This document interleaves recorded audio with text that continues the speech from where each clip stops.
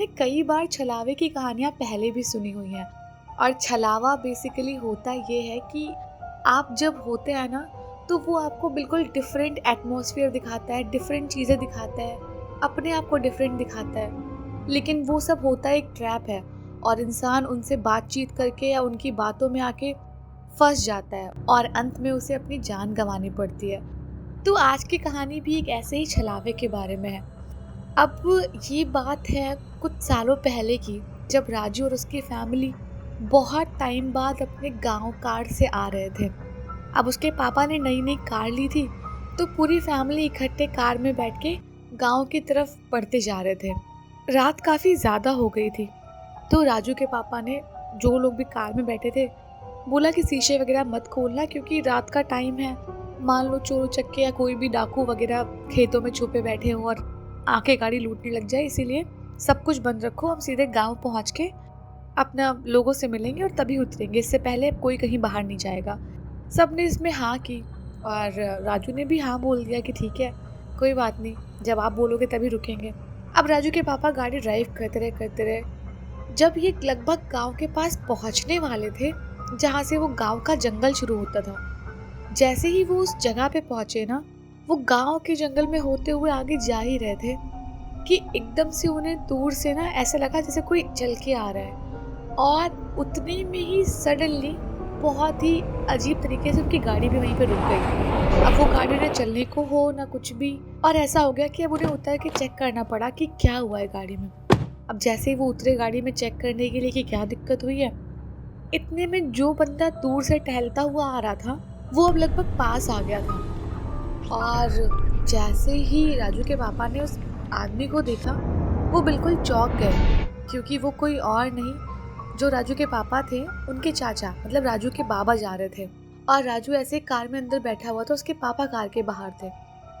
तो वो आदमी राजू के पापा के पास आया और जैसे ही पहचाना राजू के पापा ने, तो नमस्ते नमस्ते किया और बोलने लग गए कि बस हम गांव की तरफ बढ़ ही रहे थे, एकदम से पता नहीं कैसे गाड़ी खराब हो गई और बस हम चल ही रहे हैं, आप चलो, अपना लेट हो गया है, हम बस आपके पीछे 10-15 मिनट में आ जाएंगे। अब जो राजू के बाबा थे, वो ऐसे ही थोड़ी बहुत बातचीत करने के बाद में राजू के पापा से जिद करने लग गए कि राजू को उनके साथ भेज दो।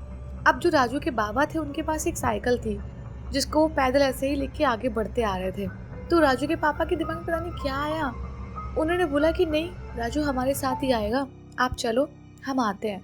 तो राजू के बाबा ने बोला कि अरे राजू को भेज दो ना मेरे साथ, बाकी सब लोग तुम लोग आते रहना, राजू और मैं चलते हैं, गांव पहले पहुंच जाएंगे, और तुम देख लो कार में क्या खराबी है, कोई दिक्कत नहीं है, मैं और राजू पहले पहुंच जाएंगे, और बच्चा थक गया होगा, मेरे साथ भेज दो।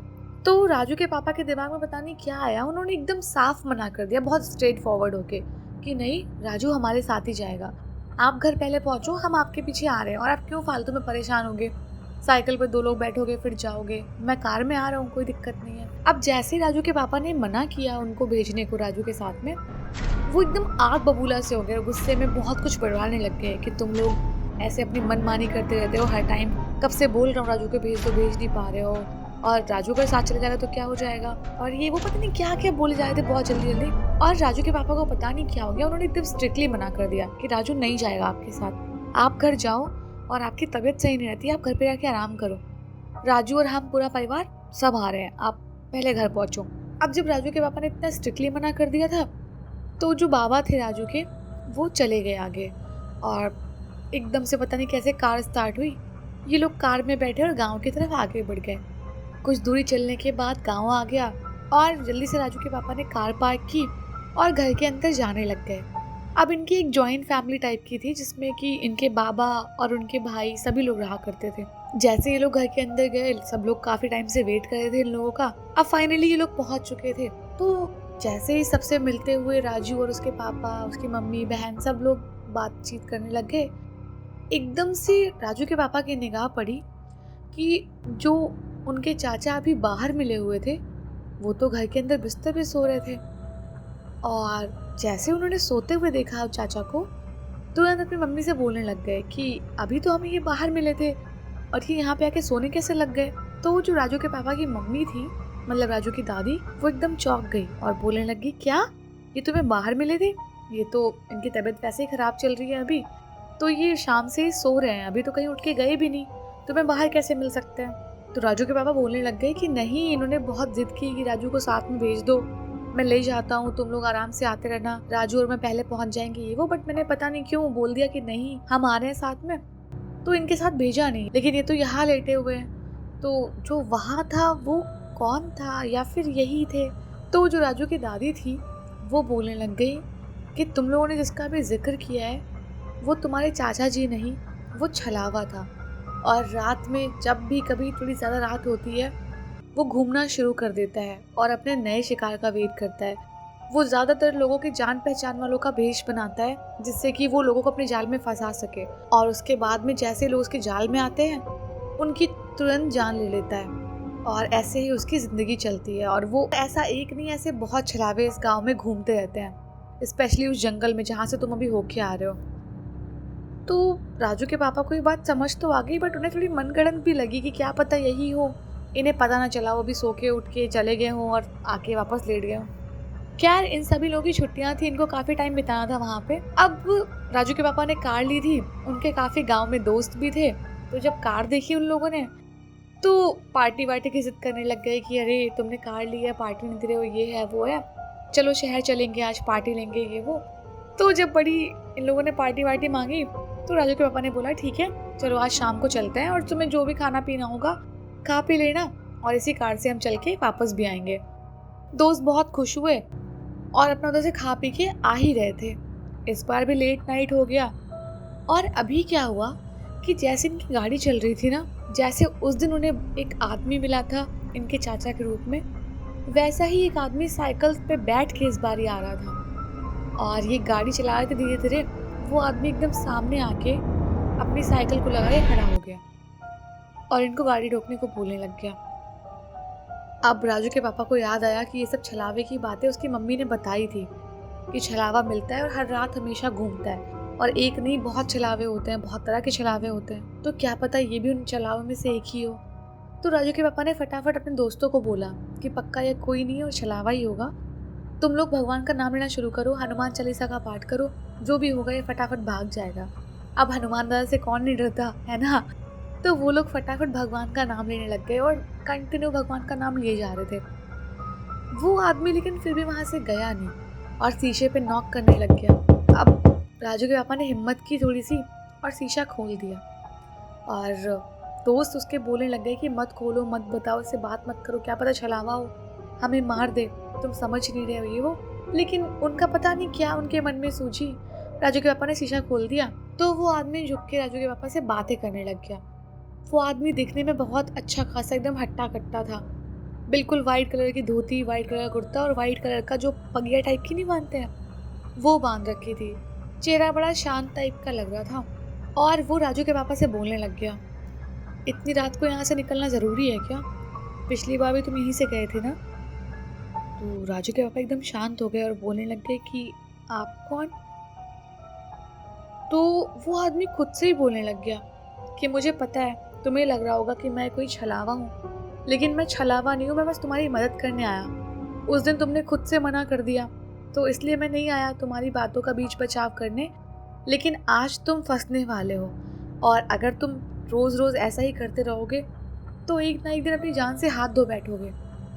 तो राजू के पापा बहुत भौचक्के रह गए कि कैसा आदमी है सामने से आके सब बातें बोल रहे हैं बिना किसी वैलिड प्रूफ के। तो राजू के पापा ने बोला कि क्या मजाक कर रहे हो आप, और आप हो कौन, हमें तो यही नहीं पता, कुछ भी बोल रहे हो आप। तो उस आदमी ने ऐसे पीछे की तरफ इशारा किया और बोला, वहाँ देख रहे हो, वो हमेशा तुम्हारा इंतज़ार करती रहती है, और जिस दिन तुम उसे ऐसे ही खाली मिल गए ना, वो तुम्हें छोड़ेगी नहीं, और तुम्हें क्या तुम्हारे दोस्तों को भी जान से मार देगी। और यहाँ एक ऐसी यही नहीं बहुत सारी आत्माएं हैं जो तुम्हारी आत्मा के पीछे पड़ी हुई हैं, और वो तुम्हारी आत्मा को अपने कब्जे में करके अपना गुलाम बना लेंगी। तो अच्छा यही होगा कि दोबारा कभी यहाँ से मत निकलना। और उसकी ये जो आवाज़ थी ना, वो थोड़ा गुस्सा और बहुत ज़्यादा कोई ऑर्डर देता है ना, वो मिक्स थी। तो जैसे उस आदमी ने अपनी बात कंप्लीट की, लोगों ने पीछे देखा, वहाँ एक बहुत ही डरावनी औरत खड़ी हुई थी जिसने एक बहुत ही गंदी सी साड़ी पहनी हुई थी, जो लगता था भीगी सी साड़ी पहनी हुई है, अजीब सी, और उसका चेहरा पूरा खून से लथपथ, दांत ऐसे लगता खून में ही सने हुए हों, और बहुत डरावनी लग रही थी। उसका चेहरा जैसे फफोले आ गए हो, बहुत ही भयंकर, और बस वो दूर खड़ी होकर देख रही थी इन लोगों को। तो राजू के पापा ने बोला कि अच्छा, अगर वो हमें मारना चाहती है तो पास में क्यों नहीं आई, और आप हमें ये सब आके क्यों बता रहे हो। तो वो आदमी बोलने लग गया, क्योंकि मैं यहाँ पे खड़ा हूँ इसलिए वो तुम्हारे पास नहीं आई। पिछली बार भी मैं तुम्हारी फैमिली को बचाने के लिए यहाँ पे खड़ा हो गया था, इसीलिए कोई बुरी आत्मा तुम्हारे पास नहीं आ पाई, और तुमने अपने बेटे को उस बुरी आत्मा के साथ भेजा भी नहीं था। इसीलिए मैं तुम्हारी मदद करने इस बार खुद से आ गया कि शायद तुम समझ जाओ और आगे से ऐसी गलतियां ना करो, और अपना भला चाहते हो तो फटाफट गाड़ी स्टार्ट करो। जब तक मैं यहाँ खड़ा हूँ तब तक तुम इस रास्ते से निकल जाओ, क्योंकि वो आत्मा मेरे होते हुए यहाँ पे नहीं आ सकती, और जैसे तुम निकल जाओगे मैं यहाँ से चला जाऊँगा, और अब देर मत करो, फटाफट गाड़ी स्टार्ट करो। राजू के पापा ने गाड़ी स्टार्ट की। गाड़ी तुरंत स्टार्ट भी हो गई, कोई दिक्कत नहीं हुई, और ये गाड़ी को स्पीड में भगा के सीधे जाके गांव में रुके। और जैसे गांव में रुके, गांव वालों को सब कुछ बताने लग गए, एकदम हाफते हुए, कि हमने अपनी आंखों से वो औरत देखी और वो हमारी तरफ बढ़ नहीं रही थी, लेकिन वो आदमी बोल रहा था कि मैंने इसको रोक रखा है। ये सारी बातें बताने लग गया एकदम हड़बड़ाहट में। तो जो राजू की दादी थी उन्होंने बोला कि हाँ, वो सही बोल रहा था, कुछ आत्माएं जंगल में ऐसी भी हैं जो बुरी आत्माओं से तुम्हें बचाती हैं, लेकिन वो हमेशा तुम्हें बचा नहीं सकती। एक बार तुम्हें बस वो गाइड कर सकती है, लेकिन तुमने अगर उनकी बात नहीं सुनी तो अगली बार वो बुरी आत्मा तुम पर हावी हो जाएगी। तो हो सकता है वो तुम्हें जान से मार दे, या तो तुम्हें वो पजेस कर ले। ये उस आत्मा के ऊपर है कि वो तुम्हें कैसे ख़त्म करना चाहती है। लेकिन अगर तुम किसी भी बुरी आत्मा के चंगुल में फंस गए तो ज़िंदगी बहुत मुश्किल हो जाएगी आगे से। तो कभी भी अब लेट नाइट में बाहर निकल के गाँव में ऐसे मत घूमना, ना ही उस जंगल की तरफ जाना। राजू के पापा हालांकि काफ़ी बड़े थे, बट उनको ये बात समझने में थोड़ा टाइम लग गया, लेकिन अब वो इस बात को समझ चुके थे और उन्होंने सोच लिया था कि अब जो कुछ भी काम करेंगे, बाहर जाके अपना जो कुछ भी होगा शाम तक निपटा देंगे काम, और टाइम होने से पहले पहले घर वापस आ जाएंगे, क्योंकि अपनी जान सबको प्यारी होती है ना। और इसी के साथ हमें इस कहानी से ये शिक्षा मिलती है कि सीखने की कोई उम्र नहीं होती, आप किसी भी उम्र में सीख सकते हो। अब जैसे उन्होंने इतने टाइम बाद सीखा, हालांकि उन्होंने पहले विश्वास नहीं किया, बट आखिरी में उन्हें समझ में आ गया था कि जान बची तो लाखों पाए, लौट के बुद्धू घर को आए। अगर आपको स्टोरी अच्छी लगी तो वीडियो को लाइक कर देना और कमेंट करके बताना स्टोरी कैसी लगी। और फेनोलोपी हर बार मुझे कमेंट करता है, थैंक यू सो मच भाई, तुम लोगों ने मुझे इतना सपोर्ट किया। 1-2-4 दिन वीडियोस नहीं आई, तुम लोगों ने मुझे रिमाइंडर दिलाया। और अगर सब्सक्राइब नहीं किया है तो सब्सक्राइब कर लेना यार, याद से।